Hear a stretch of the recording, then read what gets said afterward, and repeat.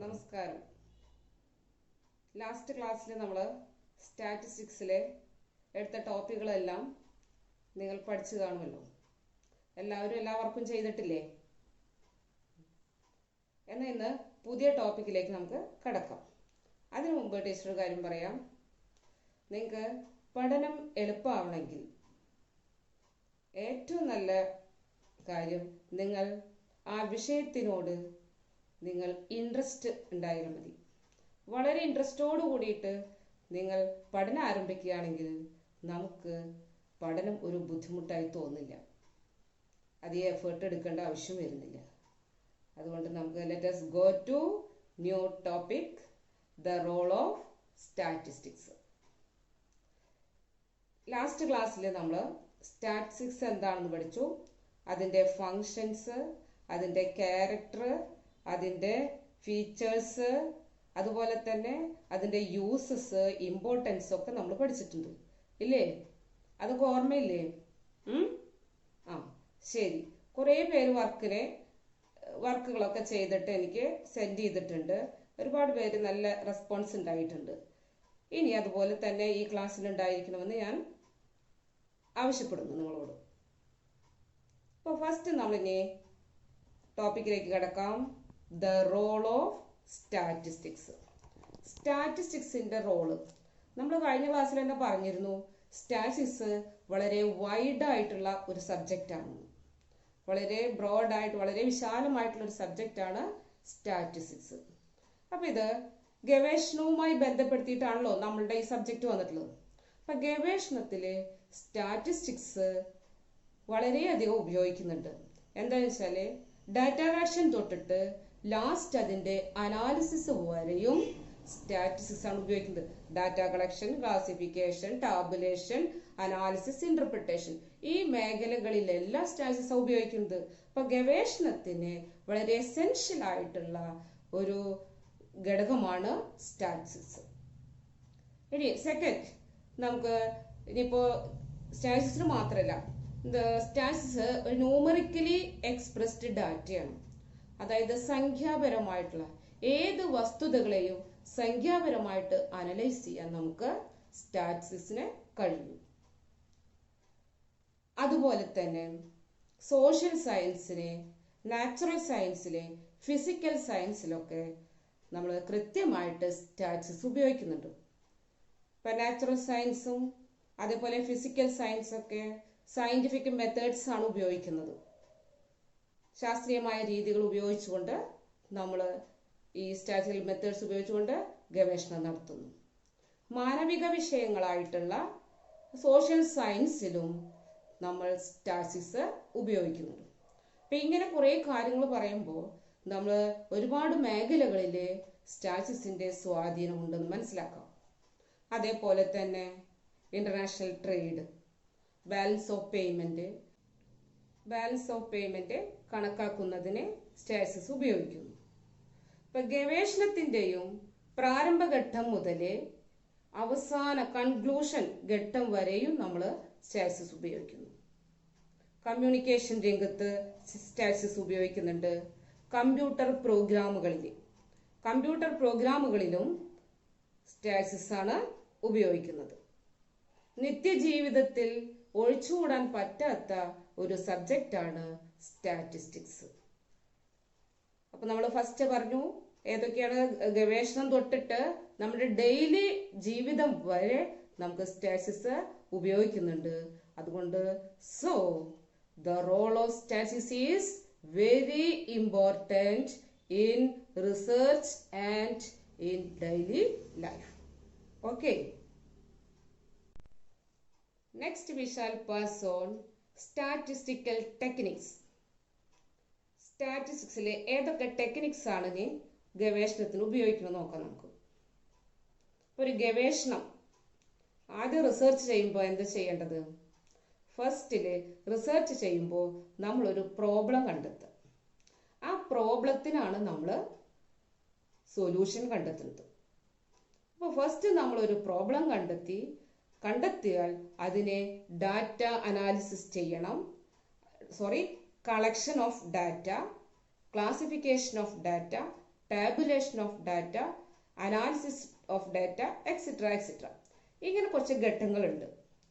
അപ്പോൾ ഇതാണ് ഫസ്റ്റില് ഒരു റിസർച്ചിന്റെ ആദ്യം ചെയ്യേണ്ടത്. ഒരു പ്രോബ്ലം കണ്ടെത്തും.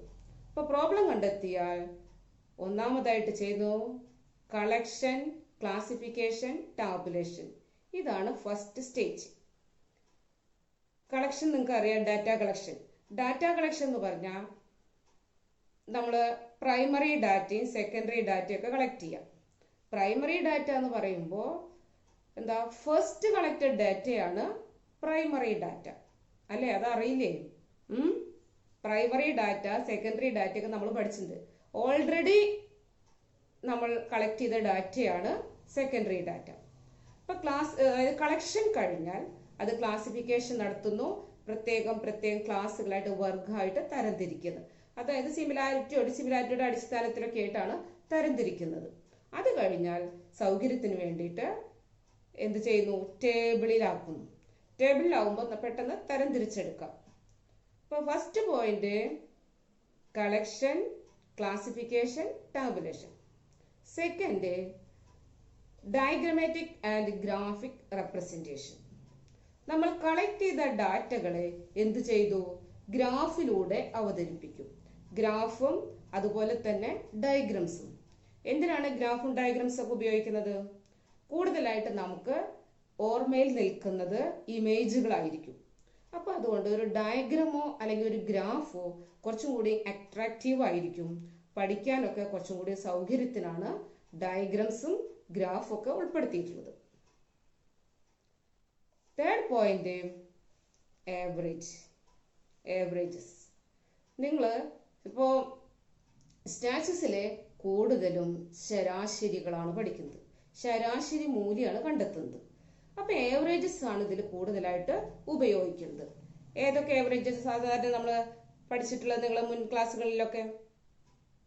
അരിത്മെറ്റിക് മീൻ, മീഡിയൻ, പറയൂ, മോഡ്. ഇനിയുണ്ട് averages, harmonic mean, geometric mean, etcetera etcetera.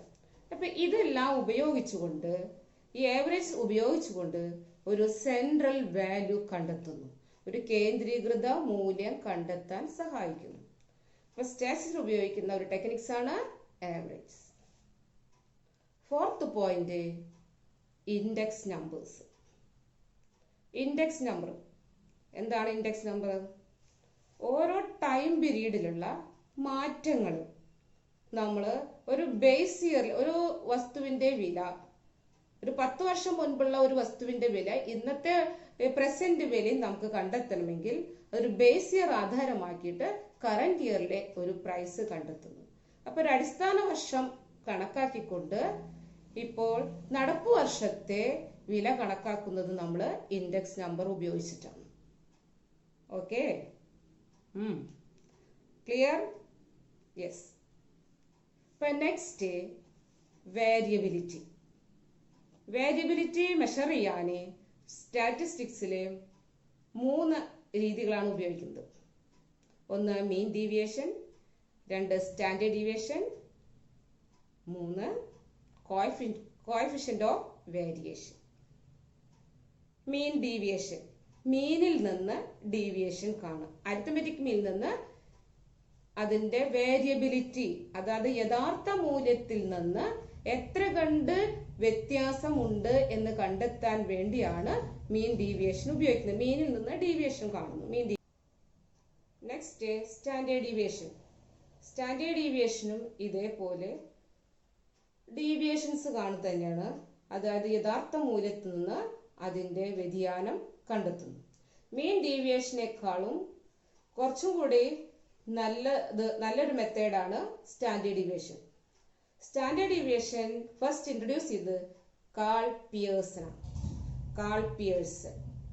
അദ്ദേഹത്തിന്റെ കോൺട്രിബ്യൂഷൻ ആണ് standard deviation. Third coefficient of variation, CV. ഈ 3 ടെക്നിക്സും മെത്തേഡ്സും വേരിയബിലിറ്റി മെഷർ ചെയ്യാൻ വേണ്ടിയിട്ടാണ് സ്റ്റാറ്റിസ്റ്റിക്സിൽ യൂസ് ചെയ്യുന്നത്.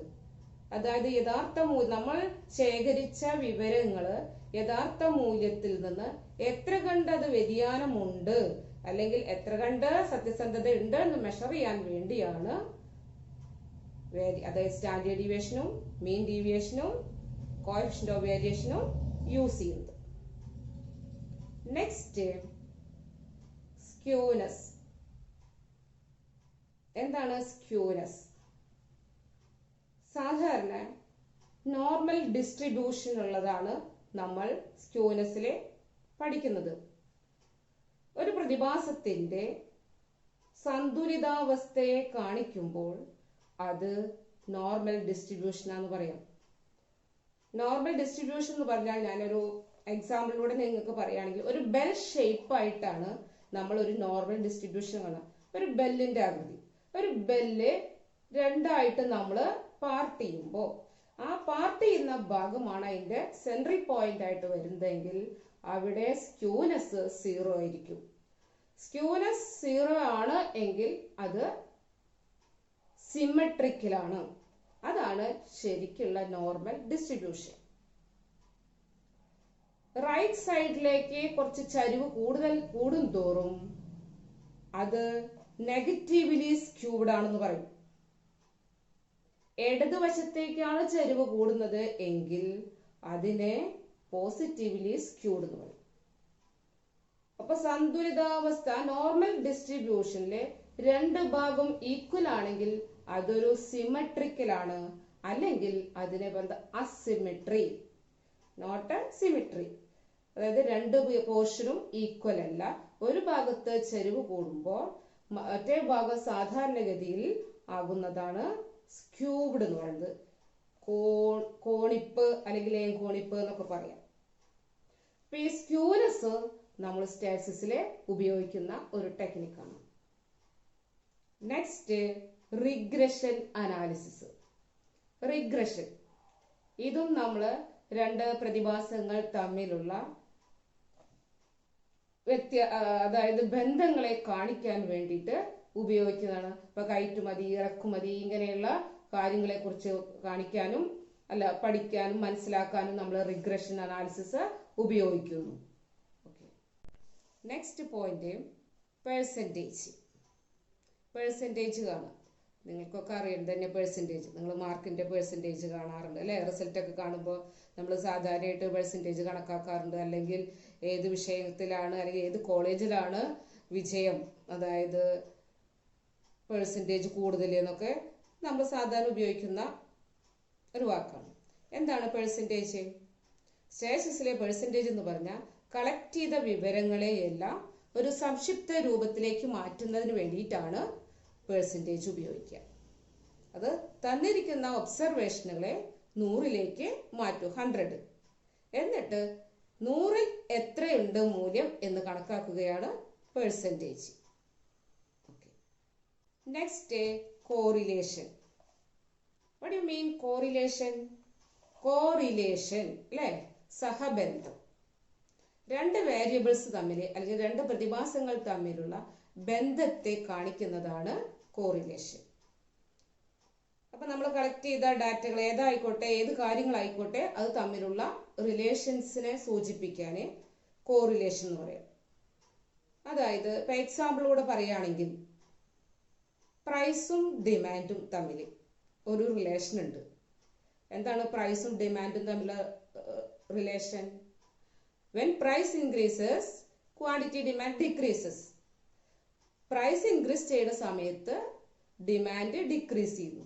അത് ഒരു ഇൻവേഴ്സ് റിലേഷൻഷിപ്പാണ്, ഓപ്പോസിറ്റ് ബന്ധം. അതുപോലെ തന്നെ പ്രൈസും സപ്ലൈയും തമ്മിൽ ഒരു റിലേഷൻ ഉണ്ട്. പ്രൈസും സപ്ലൈയും തമ്മിൽ പ്രൈസ് ഇൻക്രീസ് ചെയ്യുമ്പോൾ സപ്ലൈ ഇൻക്രീസ് ചെയ്യുന്നു. When price decreases, supply also decreases. ഈ ബന്ധത്തെ പറയുന്നതാണ് പോസിറ്റീവ് കോറിലേഷൻ. ഇപ്പൊ രണ്ട് ഒബ്ജക്റ്റുകളും ഒരേ ഡയറക്ഷനിലേക്ക് മൂവ് ചെയ്യുമ്പോൾ അത് പോസിറ്റീവ് കോറിലേഷനും, രണ്ടും ഓപ്പോസിറ്റ് ഡയറക്ഷനിലേക്കാണ് മൂവ് ചെയ്യുകയാണെങ്കിൽ നെഗറ്റീവ് കോറിലേഷനും എന്ന് പറയും. ചില പ്രതിഭാസങ്ങൾ തമ്മിൽ ഒരു ബന്ധവും ഉണ്ടാവില്ല, ഒരു റിലേഷൻ ഉണ്ടാവില്ല. there is no correlation. അപ്പോൾ correlation is equal to 0, correlation is equal to -1, correlation is equal to +1. ഇതെല്ലാം നമ്മൾ സ്റ്റാറ്റിസ്റ്റിക്സിൽ ഉപയോഗിക്കുന്ന ടെക്നിക്കാണ്.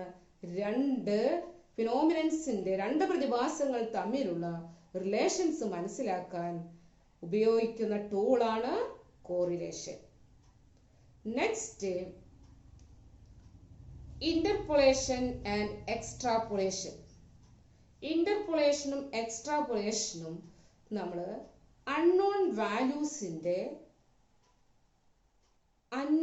വാല്യൂസിനെ കണ്ടെത്താൻ, ഒരു നോൺ വാല്യൂവിൽ നിന്ന് അൺനോൺ വാല്യൂ കണ്ടെത്താൻ വേണ്ടി ഉപയോഗിക്കുന്ന മെത്തേഡാണ് ഇന്റർപോളേഷനും എക്സ്ട്രാപോളേഷനും. Next, probability. സ്റ്റാറ്റിസ്റ്റിക്സിലെ മുഴുവൻ പ്രോബബിലിറ്റിയാണ്, സാധ്യതയാണ്, സംഭവ്യത. നമ്മൾ മുൻകാലങ്ങളിലൊക്കെ റേഡിയോ ന്യൂസ് റേഡിയോ കാലാവസ്ഥാ പ്രവചനം എപ്പോഴും പറയും സംഭവിക്കാനും സംഭവിക്കാതിരിക്കാനും സാധ്യതയുണ്ട്. അതാണ് പ്രോബബിലിറ്റി. കൃത്യമായിട്ട് പറയാൻ പറ്റില്ല, സംഭവിക്കാം, സംഭവ്യതയെ സൂചിപ്പിക്കാൻ ഉപയോഗിക്കുന്ന മെത്തേഡാണ് പ്രോബബിലിറ്റി. സ്റ്റാറ്റിസ്റ്റിക്സിലെ കണക്കുകൾ മുഴുവനും എന്തായിരിക്കും? പ്രോബബിലിറ്റിയാണ്.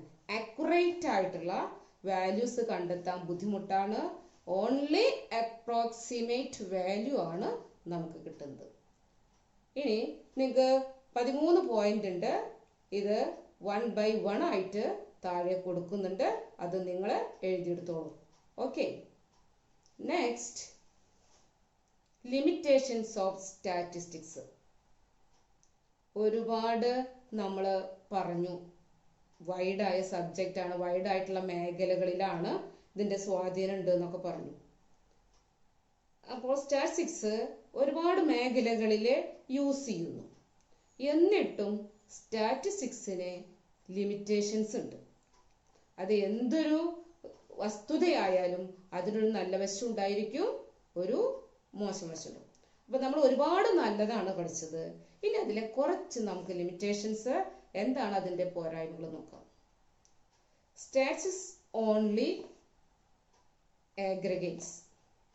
ആഗ്രിഗേറ്റ്സ് മാത്രമാണ് സ്റ്റാറ്റിസ്റ്റിക്സിൽ നമ്മൾ യൂസ് ചെയ്യുള്ളൂ. It avoid